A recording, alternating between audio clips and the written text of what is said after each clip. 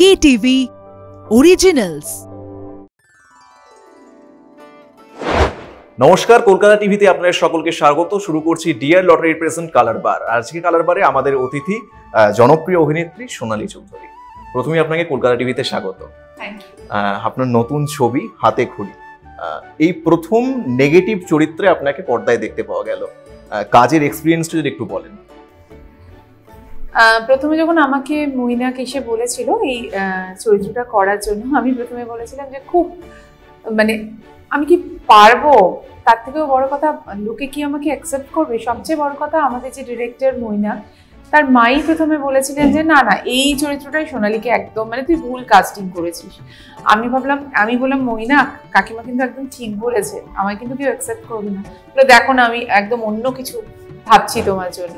তো যখন প্রথম দিন শুটিংয়ে গেছিলাম, সত্যি কথাই আমি একটু ভয়েই গেছিলাম, কারণ আমার মনে হচ্ছিল এবং আমার চরিত্রটা না খুব পর্দায় যে অনেকটা সময় জুড়ে আছে তা নয়, কিন্তু যতটুকু সময় আছে তার একটা আলাদা ইম্পর্টেন্স আছে।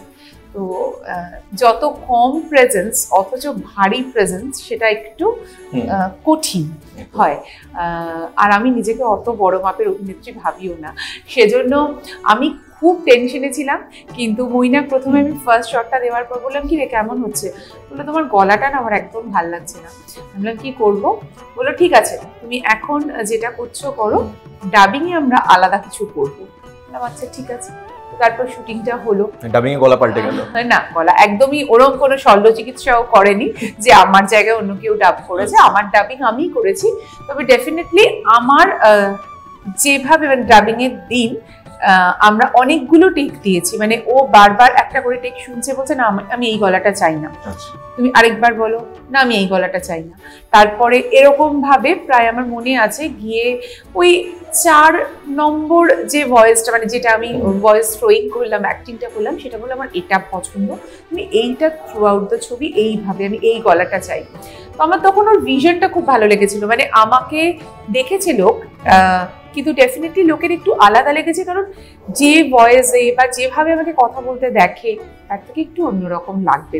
এবং একটা সিন মৈনাক রেখেছিল যেখানে শুধু আমি একা কথা বলছি, মানে বাকি লোকেরা শুধু হুম হ্যাঁ হুম আচ্ছা ওকে এইসব বলছে, আর আমি পাতাকে পাতা একা কথা বলে যাচ্ছি। তো সেই সিনটা একটু ভয়ের ছিল, কিন্তু যাই হোক উতরে গেছে। সবাই বলছে ও বলেছে বা মৈনাকও বলেছে, ইনফ্যাক্ট মৈনাকের মাও বলেছে যে না না সোনালীকে বেশ খুব ভয় লাগছিল আমার দেখে। এবং অনেক দর্শক আমাকেও বলেছেন যে আপনাকে একদম অন্যরকম ভাবে দেখেছি এবং ভালো লেগেছে। তো আমার মনে একটু জোর এসেছে। একদমই। ছবির নাম হাতে খড়ি। হাতে খড়ি বললেই সরস্বতী পুজোর সেই বিশেষ দিনটার কথা মনে পড়ে যায়। তোমার এরকম কোনো স্পেশাল মোমেন্ট যেটা হাতে খড়ি? ভীষণ ভাবে এই বছর আমার ছেলের হাতে খড়ি হয়েছে, তো সেটা আমার কাছে একটা বিরাট মানে দারুণ একটা মোমেন্ট। মানে সরস্বতী পুজোর দিন যেরকম আমরা বাঙালিরা করে থাকি, সরস্বতী পুজোর দিন এই বছর ওর প্রথম হাতে খড়ি হয়েছে। তাই আমার নিজের হাতে খড়ির থেকেও আমার ওর যে হাতে খড়ি হচ্ছে এইটা এখন আমার কাছে একটা ভীষণ ভীষণ মনে রাখার মতো একটা ব্যাপার। একদমই। দিদি একটু অন্য প্রসঙ্গে আসবো। টেলিভিশন জগতে দীর্ঘদিন কাজ করেছেন, টলিউডের সঙ্গে আপনার বহুদিনের সম্পর্ক। বর্তমান প্রেক্ষাপটে দাঁড়িয়ে টেলিভিশনে কাজের সুযোগ কমছে, এই প্রসঙ্গটা কিন্তু বারবার উঠে আসে। তো আপনার কি মনে হয়? টেলিভিশনে কাজের সুযোগ মানে টেলিভিশনে কাজ মানে ওভারঅল টলি পাড়ায় কেন কাজের সুযোগ কমবে? কেন এতগুলো টিভি সিরিয়াল হচ্ছে, নন ফিকশন হচ্ছে, কাজের সুযোগ কমার জায়গাটা আমি খুব একটা দেখতে পাচ্ছি না। অনেক নতুন নতুন ছেলে মেয়ে কাজ করছে এবং সেটাই বোধহয় এই ইন্ডাস্ট্রির রীতি। মানে তুমি যদি ভালো হও, নিজেকে আপডেট করে রাখো, অলওয়েজ আপডেটেড থাকো, তাহলে তুমি টিকে যাবে। আদারওয়াইজ তুমি হারিয়ে যাবে। নতুন ছেলে মেয়েরা সেই জায়গায়, মানে সেখানে বিভিন্ন জনের মুখে শোনা যায় যে ইন্টারনাল পলিটিক্সের কথা প্রযোজকদের সাথে নেই। বলো তো, আমরা বাঙালিরা তো পলিটিক্সটা খুব ভালো করতে পারি। হ্যাঁ, মানে কি করে অন্য লোককে আটকাবো কেন জানি না কেন করি। কারণ অন্য জায়গায় যখন আমি সাউথেও কাজ করেছি, আমি কাজ করে দেখেছি যে সেখানে কিন্তু একজন আরেকজনের আনন্দে খুশি হয়। আমরা কি জানি কেন আমাদের একটা নামে বদনামই আছে যে আমরা একটু অন্য লোকের মানে উঠছে কেউ দেখলে তার পাটা ধরে ফেলি। তো আমার মনে হয় যে পলিটিক্সটা কম করলে ভালো হতো, কিন্তু সেটা আমি একা বললে তো হবে না, কারণ এই পলিটিক্সের মধ্যে থেকেই আমাদেরকে উঠে আসতে হবে। একদমই। অগ্নি পরীক্ষা অপর্ণা চরিত্র এখনো দর্শকদের মধ্যে বেশ জনপ্রিয়, মানে এখনো বললেই সবাই এক কথায় চিনে ফেলে যে হ্যাঁ এই চরিত্রটা। তোমার কি মনে হয় যে তার পরবর্তী ক্ষেত্রে যতগুলো চরিত্রে তুমি অভিনয় করেছো অপর্ণাকে কেউ ছাপিয়ে গেছে বা এরকম কিছু?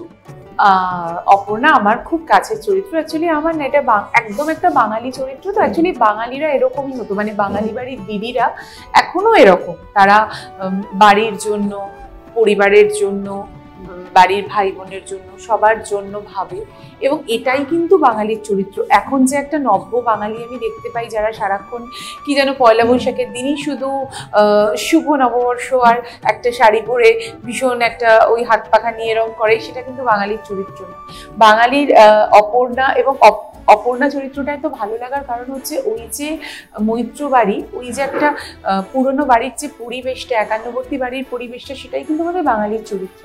আমরা বোধহয় এখন একটা নতুন বাঙালি হওয়ার একটা চেষ্টা করতে গিয়ে আমরা এখানটা গুলিয়ে গেছি। মানে এখন ওই আমরা আগে আমাদের যে বিয়ে বাড়িগুলো হতো, বলে তো কি ভালো হতো, মানে বাড়ির লোকেরাই সবাই কোমরে গামছা বেঁধে তারাই পরিবেশন করছে, দিদিরা সাজাচ্ছে, এরকম ভাবে। তো এখন কি মানে মেহেন্দি, সঙ্গীত, গায়ে হলুদ নয়, ব্যাপারটা হালদি হয়ে গিয়ে না ব্যাপারটা আমরা একটু গুলিয়ে ফেলেছি, আসলে বাঙালিয়ানাটা একটু হারাচ্ছে। তো আমার মনে হয় সেজন্যই। আর আরেকটা কথা হচ্ছে যে দেখো, একটা ওই সিরিয়ালটা 5 বছর ধরে চলেছিল, 5 বছর ধরে যখন কাজটা করেছিলাম না, তখন কাজটা করার সময় ভাবিনি যে এই কাজটা সত্যি এত বছর পর লোকে মনে রাখবে, কারণ টেলিভিশনকে এমনি লোকে বলে বোকা বাক্স, আমরাও বলি, এবং আজকে যেটা আছে সেটা মুছে চলে যাবে, কালকে আর থাকবে না, যদিও এখন সেটা নয়, কারণ এখন ডিজিটালি সব জিনিসটাই রেস্টোর হচ্ছে। কিন্তু আমি যখন কাজটা করেছিলাম তখন আমার মনে হয়নি, বা আমি সত্যিই ভাবিনি, আমরা কেউ ভাবিনি ওই ইউনিটের যে জিনিসটা লোকে এখনো, আমিও খুব অবাক হই যে মানুষ এখনো সেই কাজটা মনে রেখেছে। শুধু অপর্ণা কেন, একবার আমি একটা ডান্স রিয়েলিটি শোয়ে বহু বছর আগে, সেটা বোধহয় মানে বাংলা টেলিভিশনের প্রথম সেলিব্রিটি ডান্স রিয়েলিটি শো, সেখানে আমি একটা পুতুল নাচ করেছিলাম। লোকে আজও সেই নাচটার কথা আমাকে বলে, আমার খুব অবাক লাগে এবং ভাবতেও ভালো লাগে যে সেটা একটা টিভির কাজ হলেও লোকে আজও মনে রেখেছে। সেটা আমি বলবো আমার দর্শককে ধন্যবাদ। দিদি, এই যে তুমি নিজেই বললে যে অগ্নি পরীক্ষা 5 বছর চলেছিল এবং অপর্ণা চরিত্রটা কিন্তু এখনো থেকে গেছে দর্শকদের মধ্যে। বর্তমান সময়ে টেলিভিশনে যে কাজগুলো হচ্ছে অনেক ক্ষেত্রে দেখতে পাওয়া যায় ধারাবাহিকগুলো অল্প কিছুদিন হলো তারপর বন্ধ হয়ে গেছে। পছন্দ না হলে কেন লোকে দেখতে বলে? মানে সেটা কি শুধুমাত্র দর্শকদের পছন্দের দিক থেকেই না, আমরাও হয়তো ভালো কাজ দিতে পারছি, সেটা আমিও মনে করি। শুধু আমি দর্শককে দোষ দেবো কেন? আমাদের আরো ভালো কাজ করতে হবে। আমরা যদি ভালো কাজ না দিতে পারি, শুধু শুধু আমি বলতে পারি না যে কাজটা মানে দর্শক পছন্দ করছে না। আমাদের আরো বেশি যত্নশীল হওয়া উচিত। এবং টেলিভিশন একটা সময় এত ভালো ভালো কাজ হয়েছে, এখন কাজের মান নিয়েও আমার মনে হয় কাজের মানের আরো উন্নতি হওয়া উচিত। সবকটা কাজ খারাপ হচ্ছে বলবো না, তবে কয়েকটা আমার মনে হয় আরো ভালো হলে ভালো হয়। একদমই। এই মুহূর্তে দাঁড়িয়ে সমাজ মাধ্যম, সোশ্যাল মিডিয়া, নেট পাড়ায় একটু কিছু হলেই নানান আলোচনা সমালোচনা চলতে থাকে। আমি বিগত 2-3 দিন ধরে এই যে ইন্টারভিউটা নিতে আসার আগে একটু ঘাটাঘাটি করছিলাম তোমাকে নিয়ে, বেশ কিছু ছবি বা পোস্ট দেখলাম। বডি শেমিং নিয়ে কিন্তু প্রচুর আলোচনা, তোমাকে নিয়েও আলোচনা হয়েছে। শুধু তুমি নয়, টলিপাড়ার প্রচুর অভিনেত্রী, বলিপাড়ার প্রচুর অভিনেত্রী কিনা, বিষয়টাকে কিভাবে দেখো তো? বিষয়টাকে প্রথমত দেখি হচ্ছে, দেখো, তার খুব ইচ্ছে আমাকে খারাপ কথা বলার। হ্যাঁ, আমি খালি ভাবি যে পৃথিবীতে না আরো কত কি হচ্ছে সেটা নিয়ে আমরা কিন্তু একবারও ভাবি না। এই যে এই ওয়ার্ল্ডে আমি তুমি বসে এখন আড্ডা মারছি, গল্প করছি, পৃথিবীর আরেক প্রান্তে জানো তো অনেক শিশুকে পাওয়া যাচ্ছে, নিশ্চয়ই জানো এখন যে ওয়ারটা হচ্ছে। হ্যাঁ, এবার সেখানে যে যুদ্ধটা চলছে সেখানে বহু শিশু অপুষ্টিতে মারা যাচ্ছে। আমরা কিন্তু তাদের কথা ভাবি না। আমরা কোথায় কে কি করলো তাকে খানিকটা গিয়ে ভীষণ রাগি আমি একটু গিয়ে, মানে আমাকে যেহেতু কেউ জানছে না, আমি একটা 5টা বাজে কথা তার সম্পর্কে বলতেই পারি। কিন্তু খুব অদ্ভুত ব্যাপার, আমারও খুব রাগ, কিন্তু আমি সেই রাগটা কিভাবে প্রকাশ করবো বা কিভাবে চ্যানেলাইজ করবো সেটা শিক্ষা তো আমার আপব্রিঙ্গিং বলে। আর 2 নম্বর হচ্ছে বডি শেমিং নিয়ে কথা বলা হচ্ছে। আমিও একটা মানুষ, মানে আমিও যখন মা হয়েছি খুব স্বাভাবিক কথা যে আমি মোটা হয়ে যাব, আমার দৈহিক পরিবর্তন হবে এবং পর মুহূর্তেই 6 মাসের মধ্যে কেউ রোগা হয়ে যেতে পারে, হয়তো অনেকে পারে, বাট আমার মেটাবলিক সিস্টেম সেরকম নয়, আমি হতে পারিনি, আমার রোগা হতে সময় লেগেছে এবং এখনও আমি সম্পূর্ণ রোগা নই। এবং আমার সে নিয়ে যদি কোনো সমস্যা না থাকে, আমি জানি না কার কেন এত মাথা ব্যথা, এবং আমাকে অনেক লোক লিখেছে আমি জানি যে কি মোটা বাবারে, আরে ভাই আমার তো বাচ্চা হয়েছে, আমাকে তো এই সময়টা দিতে হবে, আমি তো মা হয়েছি, আমার তো রিকভারি টাইমটা লাগবে। এবং আমার মনে হয় আবার সবচেয়ে দুঃখের যেটা আমার লাগে সেটা হচ্ছে ম্যাক্সিমাম যে লোকগুলো আমাকে এইসব খারাপ কথা বলেছে তারা সবাই মহিলা, তাতে আমার আরও বেশি খারাপ লাগে। মানে কোথায় আমরা মানে উইমেন এম্পাওয়ারমেন্টের কথা বলি, সেটা শুধু নারী দিবসের দিনই বলবো, আর কোনো দিন বলবো না, আর কোনোদিন বলবো না যে মেয়েদের এগিয়ে দিতে হবে, আর বাকি দিনগুলো আরেকটা মেয়ে যদি একটু কোনো কারণে তার সমস্যা হয়, তাকে চোখে আঙুল দিয়ে দেখাবো, তাকে খোঁচাবো, তার মধ্যে আনন্দ পাবো। আমি এর মধ্যে কোনো আনন্দ পাইনি বা আনন্দ খুঁজেও পাইনি আজও। মানে অভিনেত্রী যারা, মানে অভিনেত্রী বা এই যে স্টারডম, স্টার ওয়ার্ল্ড, এদেরকে কি মানুষ একটু অন্যরকম ভাবে সবসময় একটা খুব মেনটেন করে চলতে হবে এভাবেই দেখতে পছন্দ করে নাকি? হতে পারে চরিত্রের জন্য, আমার হতে পারে যে ঠিক আছে তুমি একটা চরিত্র করছো বা তুমি টিভিতে আসছো, তোমার ফিট থাকা উচিত, সেটা আমি সবসময় মনে করি। কারণ ফিট না থাকলে যখন কোনো পরিচালক তোমাকে ভাবছে যদি তুমি ফিট থাকো তাহলে তোমাকে এই মানে এই চরিত্রটা ওকে মানাবে। আর যদি খুব কেউ মোটা হয় তখন মানুষের তো একটা চরিত্র ভাবার আগে একটা কল্পনায় আসে, তো একটা মোটা থেকে রোগা হওয়াটা একটু কঠিন, রোগা থেকে মোটা হওয়াটা অতটা কঠিন নয়, তুমি জানো। তো সেজন্য আমার মনে হয় ফিট থাকলে, আমাদের তো অনেক রকম মানে দৌড়তে হয়, কখনো এই উঠতে হচ্ছে বসতে হচ্ছে, আমার মনে হয় ফিট থাকাটা যে কোনো, শুধু অভিনেতা অভিনেত্রী না, যে কোনো মানুষের জন্যই ফিট থাকাটা খুব জরুরি।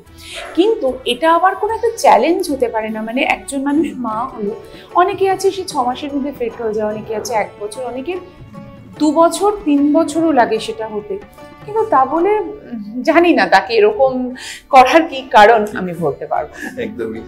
আর তার থেকেও বড় কথা হচ্ছে আমি কোনো পোশাক পরছি সেটা আমার রুচিসম্মত হচ্ছে কিনা এবং আমাকে মানাচ্ছে কিনা এবং আমি ক্যারি করতে পারছি কিনা, সেটা আমার কাছে ইম্পর্টেন্ট।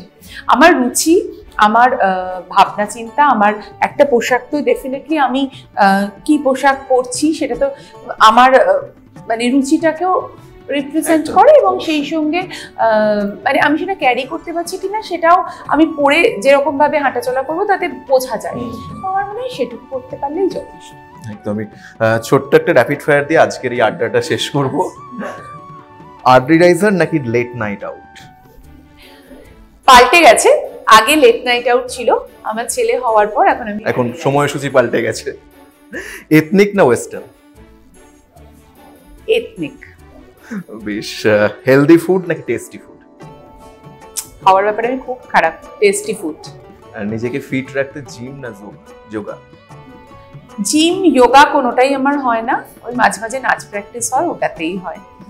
জিমে সব জিমেই যাই, ভর্তি হই, তারপরে আলটিমেটলি কন্টিনিউ করতে পারিনি। এটাও আমার একটা চেষ্টা আছে যে জিমে আমি কন্টিনিউ করবো এবং আমি নেক্সট ইন্টারভিউতে তোমাকে বলবো আমি জিমে কন্টিনিউ করতে পেরেছি। বেশ।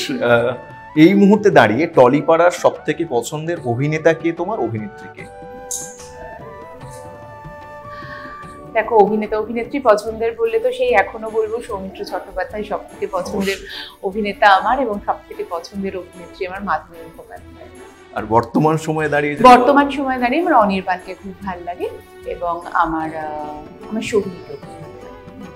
সেরা পরিচালক, পছন্দের পরিচালক? অনেকে আছে, কার নাম বলবো, অনেক অনেক অনেক লোক আছে। আমার তো আমি যার যার সাথে কাজ করি আমার তাদেরকেও খুব ভালো লাগে। না এরকম কোনো পরিচালক যার সাথে কাজ করা হয়নি কিন্তু ইচ্ছে আছে করা? অনেকে আছে, কারোর একজনের নাম বলতে পারবো না, অনেকের মানে প্রত্যেকের একজন কেউ নেই, অনেকেই আছে যাদের কাজ করতে খুব ভালো লাগে। আমার শিবুদার ছবি খুব ভালো লাগে, আমি শিবুদার সাথে কাজ করতে চাই। বেশ। শিবুদা নন্দিতা দি। একদমই। একদম আজকের আড্ডার শেষ প্রশ্ন, অভিনেত্রী হিসেবে প্রত্যেকটা মানুষের, প্রত্যেকটা অভিনেত্রীর একটা স্বপ্ন থাকে, তোমার এমন কোন চরিত্রে বা কার বায়োপিকে অভিনয় করার ইচ্ছে আছে ইন ফিউচার? বায়োপিকে অভিনয় বা এমন কোন চরিত্রে যে চরিত্রে তুমি অভিনয় করতে চাও? হ্যাঁ, ডেফিনেটলি চাই। সেটা হচ্ছে একটা খুব পছন্দের ছবি আমার আছে, ছায়া সূর্য। আরেকটা ছবি হচ্ছে মেম সাহেব। এই দুটো ছবি যদি কখনো রিমেক হয় তাহলে যদি আমি করতে পারি আমার খুব ভালো লাগবে। আর যদি তুমি বলো কারোর বায়োপিকে যদি আমি কাজ করতে চাই, সেটাও একজন আছে, আমাদের একজন জিমন্যাস্ট, তুমি নিশ্চয়ই তার নাম জানো। তার যদি কখনো মানে আমি ওই জিমন্যাস্টিকটাই আরেকবার শেখার বাকি আছে, ছোটবেলায় একটু শিখেছিলাম, তো সেজন্য তার চরিত্রে যদি করতে পারি তাহলে ভালো। বেশ, আগামী সমস্ত কাজের জন্য শুভেচ্ছা রইল। আড্ডা দেওয়ার জন্য অসংখ্য ধন্যবাদ। আপনাদেরকেও অসংখ্য ধন্যবাদ। কালারবারকে যেভাবে সাপোর্ট করছেন এভাবে সাপোর্ট করতে থাকুন। আমাদের ইউটিউব, ফেসবুক সমস্ত জায়গায় সাবস্ক্রাইব এবং লাইক করে দিন, এবং অবশ্যই দেখতে থাকুন কলকাতা টিভি এবং আমাদের কলকাতা টিভির অফিসিয়াল ওয়েবসাইট kolkataTV.in। সবসময় চোখ রাখুন, সঙ্গে থাকুন কলকাতা টিভি, রাত 3 সাথে।